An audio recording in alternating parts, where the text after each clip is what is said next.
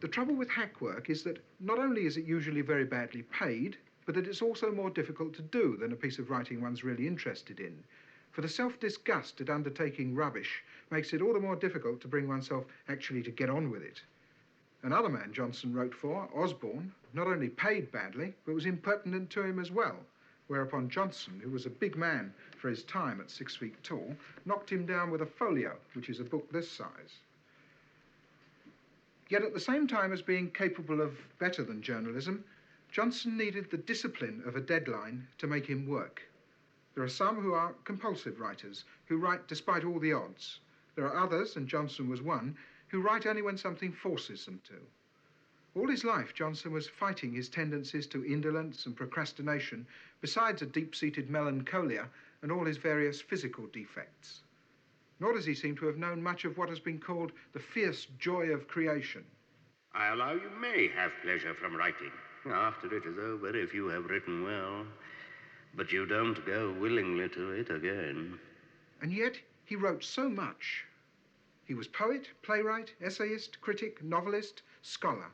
He attempted virtually every literary form, always with professional competence and sometimes with brilliance. This very versatility has, of course, led him to be undervalued as, say, a poet. Yet the irony and satire of his poem London still have point for us today. For who would leave unbribed Hibernia's land, or change the rocks of Scotland for the strand? There none are swept by sudden fate away, but all whom hunger spares with age decay.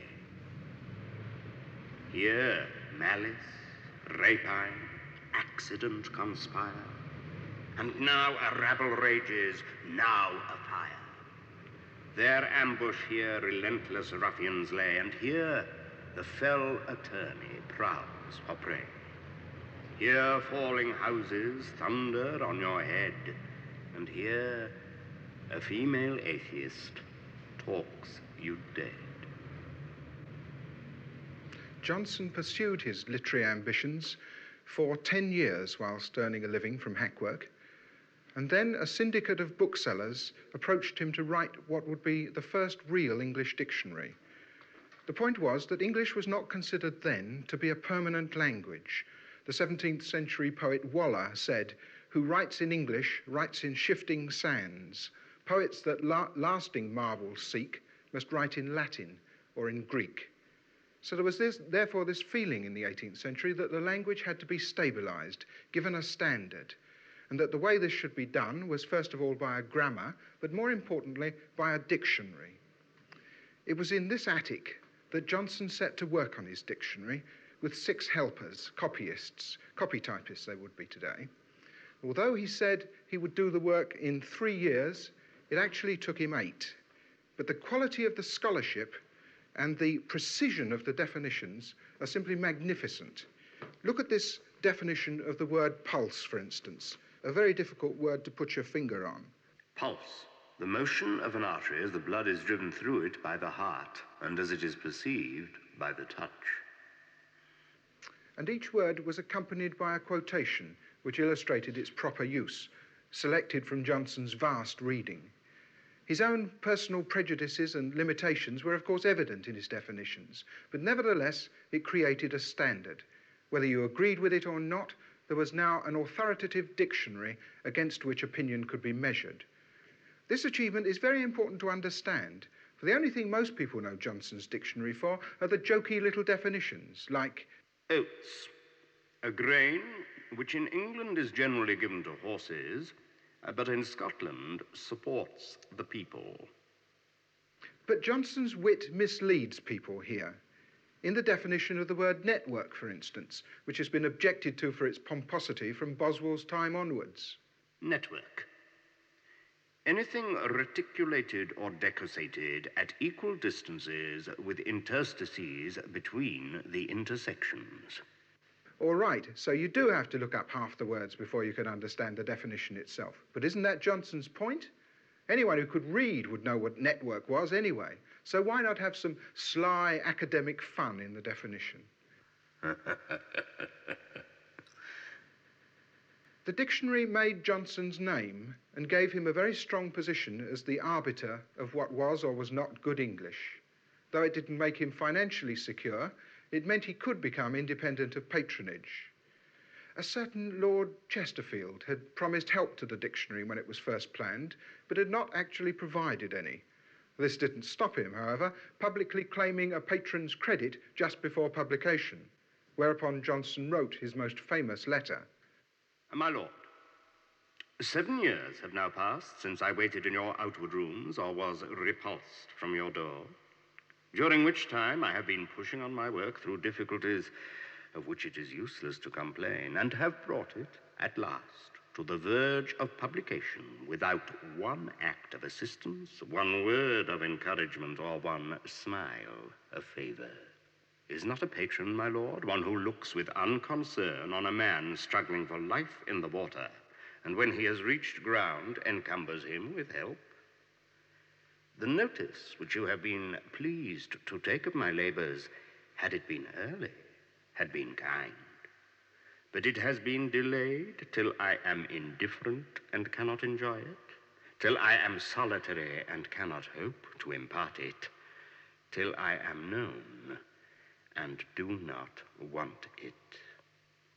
I hope it is no very cynical asperity not to confess obligations where no benefit has been received, or to be unwilling that the public should consider me as owing that to a patron which Providence has enabled me to do for myself. My lord, your lordship's most humble, most obedient servant, Sam Johnson. One of the difficulties about which Johnson found it useless to complain was that his wife had died during the writing of the dictionary. Johnson's grief had been deep and genuine over his Tetty's death. She'd never given him children of his own, and he never remarried. When he once said, later, of someone else's marrying again, that it was the triumph of hope over experience, it seems very likely that he was talking for the sake of the witticism. And Johnson's financial problems were as serious as ever. The fatal illness of his mother, the puppy's mother, found him so short of money that he wrote a novel, Rasselas, Prince of Abyssinia, and he wrote it in the evenings of 1 week in order to pay for her funeral expenses. The novel was very popular and made a lot of money for its bookseller publishers, but few people read it today, I think, unless they have to for an examination.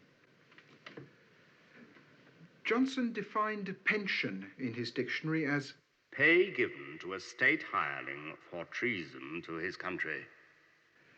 Within 7 years, he was himself being offered a pension by the state in recognition of what he'd done for literature. On being assured by the Prime Minister himself that it wasn't being given to him for anything he was required to write in the future, but for what he'd done in the past, Johnson accepted $300 a year, a sum on which he could live reasonably comfortably for life. Now, given Johnson's habitual laziness and his state of health, together with the achievement of what he'd already written, it should surprise no one that he virtually stopped writing altogether on becoming financially secure. What he had to say now, he said through conversation. A lot of writers and would-be writers are like this. They talk the writing out of themselves. Fortunately for Sam Johnson, the year after he'd started talking instead of writing, he met James Boswell in a Covent Garden bookshop run by Thomas Davies. Mr. Davies mentioned my name and respectfully introduced me to him. I was much agitated, and recollecting his prejudice against the Scotch, of which I'd heard much, I said to Davies, "Don't tell where I come from."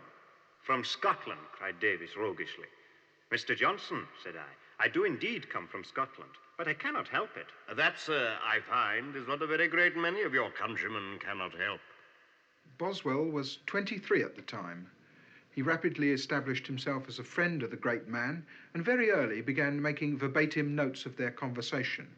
His Life of Samuel Johnson, published 7 years after its subject's death, was immediately recognized as the best biography in the language, and has remained so ever since. Boswell was a curiously vain, lovable, arrogant, talented man, the son of a Scottish judge who said he thought his son was mad for pinning himself to the tail of an old schoolmaster like Johnson. And Boswell's wife was not too keen on the great man either, I have seen many a bear led by a man, but never a man led by a bear. Johnson's friend Oliver Goldsmith, however, could see further and knew of Johnson's great kindness. Johnson, he said, to be sure has a roughness in his manner, but no man alive has a more tender heart. He has nothing of the bear but his skin.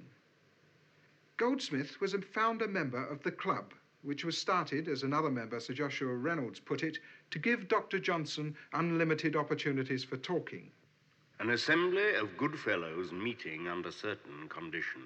Is how Johnson himself defined a club. And one of the conditions seemed to be that they met in a pub. There is nothing which has yet been contrived by man, by which so much happiness is produced, as by a good tavern. Drink is something of an occupational hazard for writers, rather like coal dust is for miners. There's a very important correlation between the flow of thoughts onto paper and the flow of drink into a writer. So much so that it might be officially recognised and drink could be made available on the National Health or perhaps through the Arts Council. Claret is the liquor for boys, port for men. But he who aspires to be a hero must drink brandy. Not that Johnson was an alcoholic. On the contrary, he several times proved he could give it up when he wanted to. But he was certainly a man who thrived on social contacts. Indeed, came more and more to depend on them as he grew older to combat his inherent melancholia. But he had a great deal to offer in return for company. His conversation was legendary. Boswell said his words might have been printed just as he spoke them, so accurately were his sentences formed. At the same time, his conversation was easy and natural. And of course, his repartee was so quick, immediate. His wit was so sharp. He was also honest, rational, and at times just bloody rude. And the way he could put anyone down in conversation tended to make him feared. Goldsmith said of him, "There is no arguing with Johnson, for if his pistol misses fire, he knocks you down with the butt end of it." His conversation could also be naive, full of obviousness and pomposity, but the best of it has never been bettered.